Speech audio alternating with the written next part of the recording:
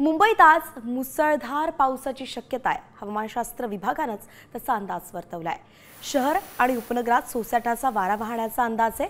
तर रविवारपासून मुंबईमध्ये जोरदार पाऊस बरसतोय आणि आज सुद्धा हवामानशास्त्र विभागानं पावसाचा अलर्ट दिलेला आहे।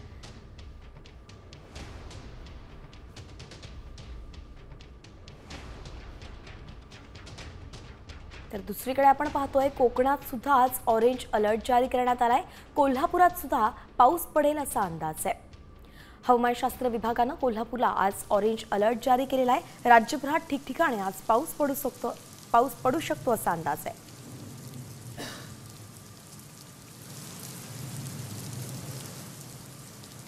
तर एकंदरीतच मुंबईमध्ये सुद्धा आज मुसळधार पावसाची शक्यता वर्तवण्यात आली आहे। कोकणात सुद्धा पाऊस बरसणार आहे। तर कोल्हापूरला पावसाचा ऑरेंज अलर्ट देण्यात आलेला आहे। हवामानशास्त्र विभागानं ही ताजी आकडेवारी ताजा अंदाज समोर मांडलेला आहे। त्यामुळे आजचा दिवस सुद्धा प्रवास करताना काळजी घेण्याचं आवाहन करण्यात आलेलं आहे। बाहेर जात असाल तर छत्री, रेनकोट हे सगळं सोबत ठेवा, जेणेकरून पावसाचा फटका तुमच्या इतर गरजेच्या वस्तूंना बसणार नाही आणि तुमचे पैसे असतील, मोबाईल ह्या गोष्टी कुठेच भिजणार नाही। तर मुसळधार पाऊस राज्यभरात सध्या कोसळतोय। गेला आठवडा आपण पाहिला पावसानं दमदार एंट्री राज्यामध्ये केलेली आहे। ठिकठिकाणी पाऊस कोसळतोय। मराठवाड्यालाही पावसानं झोडपून काढलाय, तर कोकणातही पाऊस बरसतोय आणि अशात पुणे मुंबईमध्ये तर पावसानं थैमान घातलेलं आहे। गेल्या 2-3 दिवसांमध्ये प्रचंड पाऊस कोसळतोय आणि त्यामुळे सतर्क राहण्याचं आवाहन प्रशासनाकडून नागरिकांना केलं जात आहे।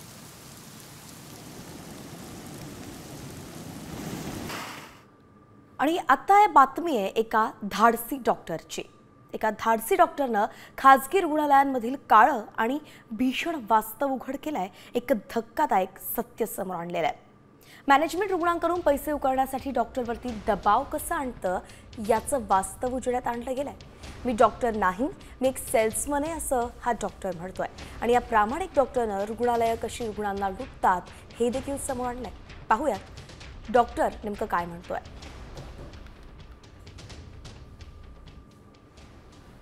मैनेजमेंट कहता है इस महीने आईसीयू में इतने बेड भरने चाहिए, ओटी खाली नहीं रहनी चाहिए, जो मरीज ओपीडी में है उसे भर्ती कराओ, चाहे जरूरत हो या ना हो। क्या हम डॉक्टर है या किसी इंश्योरेंस एजेंट की तरह कोटा पूरा करने वाले सेल्समैन? रोज मीटिंग होती है, कितने नए पेशेंट लाए, कितने टेस्ट लिखे, कितने रेफर किए सर्जरी के लिए। ना पूछो कौन बचा कौन गया, ना पूछो वाकई किसे इलाज की जरूरत थी। और मैं हर रात अपने आप से यही सवाल करता हूँ, क्या मैं अब भी डॉक्टर हूँ या फिर एक टारगेट फुलफिल करने वाला कर्मचारी? माफ करना, इंसान हूं मैं भी। मरीज को संख्या में गिनते गिनते कभी कभी खुद को भी गिनती में शामिल करने लगता हूँ। पर अब चुप नहीं रह सकता। अब जरूरी है पूछना, क्या हमारा सिस्टम बीमार है? क्योंकि इलाज अब सिर्फ मरीजों का नहीं, पूरे सिस्टम का होना चाहिए। आणि यानंतरची बातमी आहे बाबा वेंगा संदर्भात। जपानी बाबा वेंगानं जगाला धडकी भरवणारी भविष्यवाणी केली आहे। 2030 मध्ये एक घातक व्हायरस हाहाकार माजवणारी अशी भविष्यवाणी रियो तात्सुकी यांनी केलेली आहे। रियोची ही भविष्यवाणी धडकी भरवणारी आहे, कारण रियो तात्सुकी यांची आधीची काही भाकितं अगदी खरी ठरली आहेत। 2020 मध्ये आलेल्या कोरोना महामारीचं भविष्य त्यांनी वर्तवलं होतं आणि त्यानंतर आता तब्बल 2030 मध्ये असाच एक घातक व्हायरस येऊ शकतो, जो हाहाकार माजवेल असा देखील अंदाज वर्तवण्यात आलाय। नेमकं काय म्हटलंय बाबा वेंगानं आपण पाहतोय। 2030 मध्ये एक घातक व्हायरस हाहाकार माजवेल। व्हायरस पूर्वीच्या तुलनेत अधिक भयंकर रूप धारण करणार आहे। नवा व्हायरस अधिक लोकांचा बळी घेईल। तर नवा व्हायरस जागतिक आरोग्य व्यवस्था नष्ट करेल। जपानी बाबा वेंगानं 2020 मधील कोरोना संकटाचं भविष्यवाणी केली होती आणि ती खरी ठरली होती। त्यानंतर आता 2030 ची भविष्यवाणी करण्यात आली आहे। तर व्हायरस बद्दल आपण बोलतोच आहोत, तर कोरोना व्हायरस संदर्भातली अपडेट घेतोय। राज्यात आज 86 नव्या कोरोना रुग्णांची नोंद झाली आहे। मुंबईमध्ये सर्वाधिक 36, तर पुण्यामध्ये 9 रुग्ण सापडलेत। ठाण्यामध्ये 24 आहेत, पिंपरीमध्ये 9 कोरोना रुग्ण आढळलेत आणि आज 6 रुग्णांचा मृत्यू सुद्धा झालाय। राज्यात आता एकूण संख्या 521 वरती गेली आहे. सक्रिय कोरोना रुग्णांची संख्या आपण पाहतोय तर रोजच नवीन रुग्ण वाढत असल्यानं टेन्शन सुद्धा वाढतंय.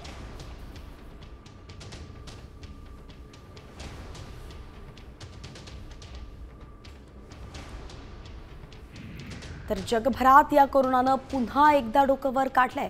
कोरोना रुग्णांच्या संख्येत झपाट्यानं वाढ होतीये. अमेरिकेत पाहिलं तर कोरोनानं कहरच केलाय. या ठिकाणी 7 दिवसांमध्ये कोरोनामुळे तब्बल 350 रुग्णांचा मृत्यू झालाय. तर थायलंडमध्ये आपण पाहतोय एका आठवड्यात 50,000 रुग्णांची नोंद झाली आहे. अमेरिकेसोबतच सिंगापूर आणि हाँगकाँगमध्ये सुद्धा कोरोनाचा नवा व्हेरियंट आढळून आला आहे आणि म्हणून नागरिकांना अधिक काळजी घेण्याचं आवाहन केलं जात आहे.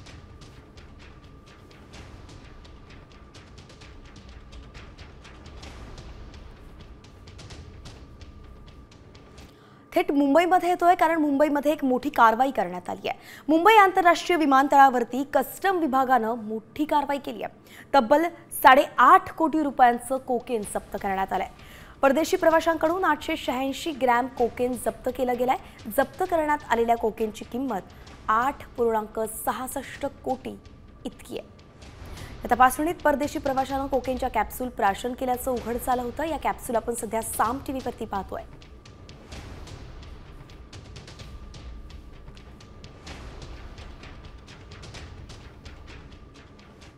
पुढची बातमी पाहतोय. अमेरिकेच्या न्यायालयात टॅरिफबाबतच्या एका खटल्याच्या सुनावणी दरम्यान डोनाल्ड ट्रम्प सरकारनं एक नवा दावा केलेला आहे. जर कोर्टानं टॅरिफ लादण्याच्या सरकारच्या अधिकारांवरती मर्यादा घातल्या तर भारत आणि पाकिस्तानमधील युद्धविराम भंग होऊ शकतो असा दावा ट्रम्प प्रशासनानं केलाय. बरं, जागतिक अनेक मोठ्या अर्थव्यवस्थांवरती मोठ्या प्रमाणात कर लादण्याच्या आपल्या निर्णयाचा ट्रम्प सरकार न्यायालयात बचाव करण्याचा प्रयत्न करत आहे असंच यातून दिसतंय. काय दावा केलाय बघतोय. कोर्टानं टॅरिफ लादण्याच्या अधिकारांवरती मर्यादा घातल्या तर भारत आणि पाकिस्तानमधील युद्धविराम भंग होऊ शकतो. न्यायालयाच्या निर्णयामुळे लाखो लोकांचं जीवन धोक्यात येऊ शकतं. भारत पाक 2 अणुशक्ती आहेत. केवळ 13 दिवसांपूर्वी ते युद्धात होते. 10 मे 2025ला युद्धविराम झाला. ट्रम्प यांच्या हस्तक्षेपानंतरच हे शक्य झालं असं ट्रम्प सरकारचं म्हणणं आहे. एकंदरीतच ट्रम्प यांनी नेहमीच याचा भारत आणि पाकिस्तानमधील जो युद्धविराम आहे त्याचं श्रेय स्वतःकडे घेण्याचा प्रयत्न केलाय आणि आता टॅरिफ संदर्भात सुद्धा त्यांनी भारत आणि पाकिस्तान यांच्या युद्धाशी जोडलं गेलंय.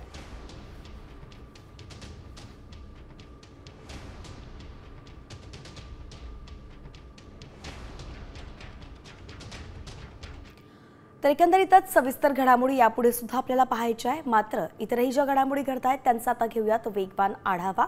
सुरुवात करतोय पावसाच्या बातम्यांनी. जालन्यातील बदनापूर तालुक्यातील वाकुळणी, माहेर, भायगाव या परिसरामध्ये ढगफुटी सदृश्य पाऊस झालाय आणि त्यामुळे पावसामुळे शेतात पाणी साचलंय.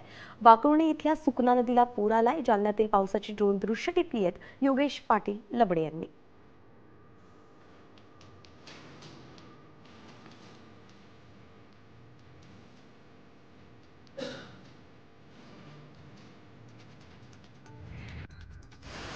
सांगलीच्या चांदोली परिसरात गेल्या 8 दिवसांपासून पावसाची संततधार सुरू आहे आणि त्यामुळे डोंगर रांगा हिरवाईने नटू लागल्या. जनजीवन विस्कळीत झालं असलं तरी वातावरण आल्हाददायक झालंय. तर चांदोलीमध्ये मनमोहक धबधबेही कोसळू लागलेत.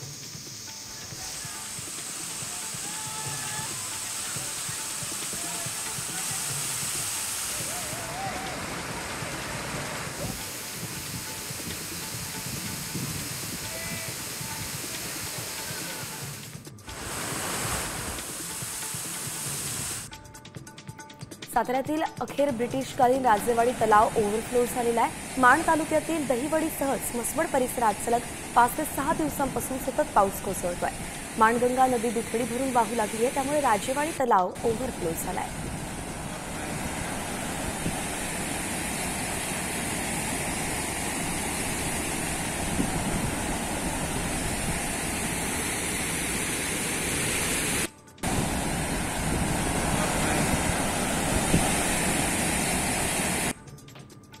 पंढरपूरमधल्या माळशिरस तालुक्यातील गिरझणी इथला तलाव पावसाने तुडुंब भरलाय.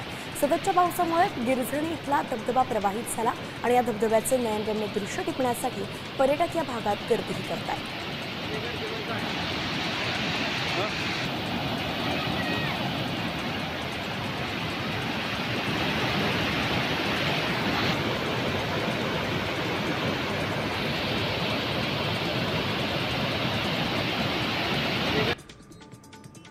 दमदार पावसामुळे अहिल्यानगरमधील आंबित धरण ओव्हरफ्लो झालंय. अकोले तालुक्यातील हरिश्चंद्रगड परिसरात हे धरण आहे. मात्र गेल्या आठवड्याभरापासून सर्वदूर पाऊस कोसळतोय आणि म्हणून जून महिन्याच्या अखेरीस भरणारं हे धरण मे महिन्यातच ओव्हरफ्लो झालंय.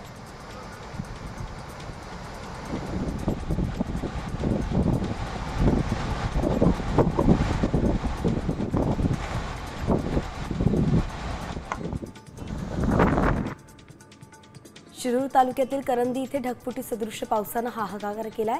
करंदी इथला ओढा जो आहे त्याच्यावरून पाणी जात असताना दुचाकीस्वार धोकादायक पाण्यातून प्रवास करतायत. स्थानिक नागरिकांकडून खोलवर पाण्यात प्रवास करू नये असं आवाहन केलं जात आहे.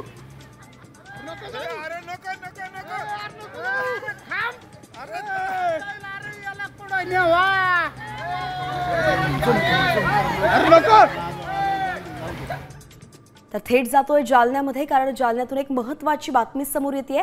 पुराच्या पाण्यातून पूल ओलांडण्यासाठी बैलांनी नकार दिला आणि मालकाचा जीव वाचलेला आहे. गेल्या 3 ते 4 दिवसांपासून जालन्यात झालेल्या पावसामुळे नदी नाल्यांना मोठा पूर आलाय आणि त्यातच पुलावरून पुराचं पाणी जात असताना शेतकऱ्यांनी आपले बैल पुराच्या पाण्यातून नेण्यासाठी प्रयत्न केला. पूर्ण ताकद लावून सुद्धा बैलानं पूल ओलांडण्यासाठी नकार दिला आणि शेतकऱ्याला पुराच्या पाण्याचा धोका नाही दिसला, पण बैलांना तो दिसला असंच यातून दिसतंय. या बैलांचा व्हिडिओ सोशल मीडियावरती आता चांगलाच व्हायरल होतोय.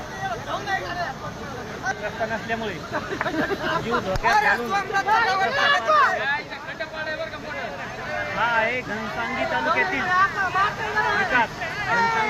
पहिले बारामती 1 आता बारामती 2 आहे.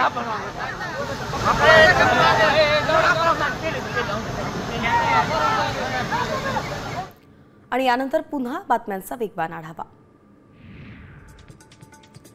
मुसळधार पावसामुळे उत्तर सोलापूर तालुक्यातील अनेक शेतकऱ्यांचं प्रचंड नुकसान झालंय.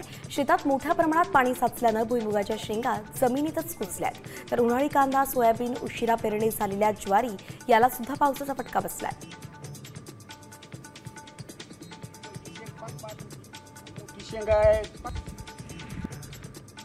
बुलढाण्यातल्या खामगाव तालुक्यातील बोरी आडगाव, आंबेटाकली, आटळी आणि पळशी या गाव परिसरात तुफान पाऊस झालाय आणि त्यामुळे परिसरातील सगळी शेती पाण्याखाली गेली आहे. शेतात गुडघाभर पाणी साचलंय, त्यामुळे शेतीला तलावाचं रूप आलंय.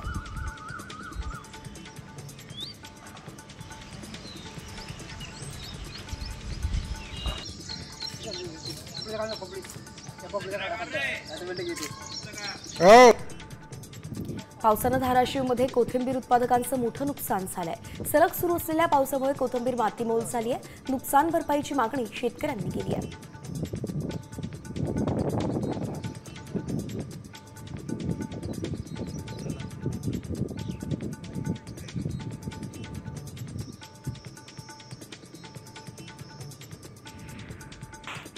भंडाऱ्यातील तुमसरमध्ये पावसानं जोरदार हजेरी लावली आहे आणि त्यामुळे वातावरणामध्ये गारवाही निर्माण झाला.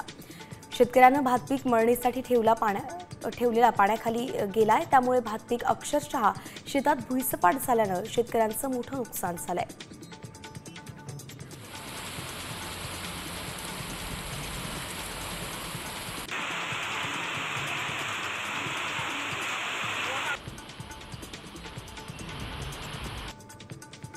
डोक्यावरून पाणी वाहून गेल्यानंतर कृषी विभागाच्या मागण्या मान्य केल्या हे दुर्दैवी असल्याची टीकाच काँग्रेसचे नेते सतेज पाटलांनी केली आहे. शेतकऱ्याप्रती सरकारच्या भावना काय आहेत हे समोर आलंय. अवकाळीमुळे सर्व उन्हाळी पिकं वाहून गेली आहेत, त्यांचे तातडीनं पंचनामे करावे अशी मागणीच सतेज पाटलांनी केली.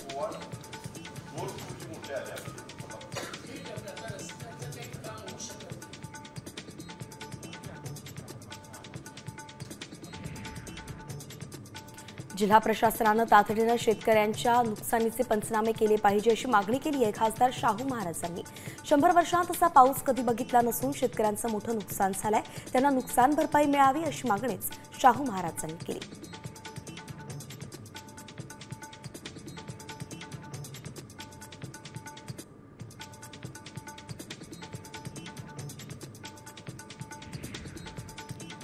मुंबई आम्ही चालवत नाही, प्रशासन चालवतं, अशी प्रतिक्रिया मंत्री आशिष शेलार यांनी दिली आहे. नालेसफाईत हलगर्जीपणा झाल्यामुळे मुंबईकरांचे हाल झाले असंही शेलार म्हणाले. तर मुंबई नालेसफाईच्या मुद्द्यावरून ठाकरे सेना भाजप यांच्यामध्ये आमनेसामने आल्याचंही पाहायला मिळालं.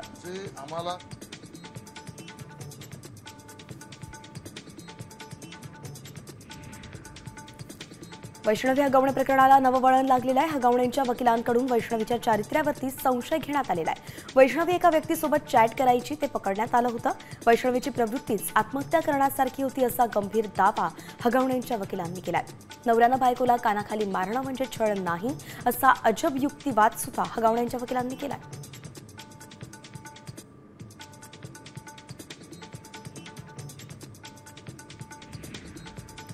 वैष्णवी हगवणे आत्महत्या प्रकरणी अटक करण्यात आलेल्या राजेंद्र हगवणे आणि इतर आरोपींना बुधवारी न्यायालयात हजर करण्यात आलं होतं.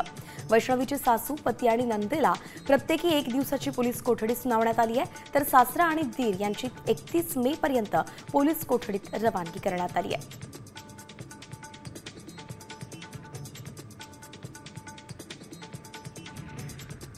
हगवणे बंधूंना देण्यात आलेल्या पिस्तूल परवान्याची चौकशी होणार आहे. पिस्तूलच्या परवान्यासाठी पुण्यातील खोटा पत्ता दिल्याची धक्कादायक माहिती समोर आली आहे. आणि यात सगळ्यात महत्त्वाचं म्हणजे एकाच घरातील 2 भावांना एकाच वेळी पिस्तूल परवाना कसा दिला असा प्रश्नही उपस्थित केला जातोय.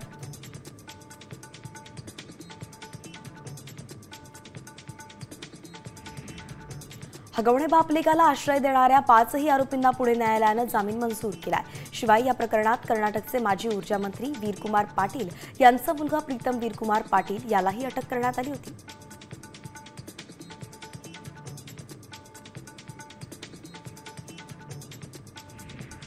पुण्यातील मयुरी हगवणे छळ प्रकरणी कारवाई संदर्भात आता महिला आयोगानं पुणे पोलिसांवरती ठपका ठेवलेला आहे.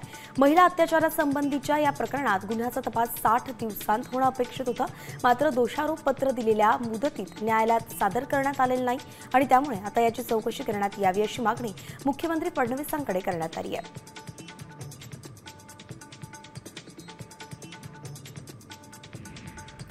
महिला आयोगाच्या अध्यक्षा रुपाली चाकणकर यांना सुरक्षेची गरज नाही, त्यांची सुरक्षा तात्काळ काढावी अशी मागणी स्वराज्य पक्षाचे सरचिटणीस धनंजय जाधव यांनी केली आहे. मुख्यमंत्री देवेंद्र फडणवीस शिवाय उपमुख्यमंत्री अजित पवार यांच्याकडे त्यांनी ही मागणी केली आहे.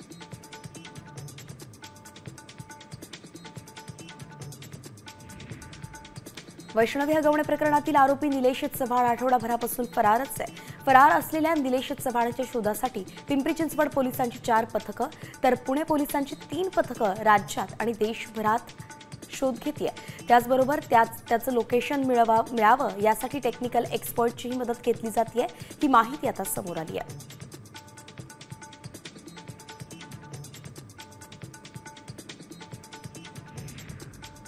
एका महिलेबाबत ज्या हयात नाहीये तर त्यांच्याबद्दल अशा प्रकारची वक्तव्य करताना संवेदनशीलता दाखवावी अशी प्रतिक्रिया गृहराज्यमंत्री योगेश कदम यांनी दिली आहे. पण हा त्यांचा वैयक्तिक प्रश्न आहे आणि त्यांच्या वकिलांनी न्यायालयात केलेला युक्तिवाद असल्याचं योगेश कदम म्हणाले.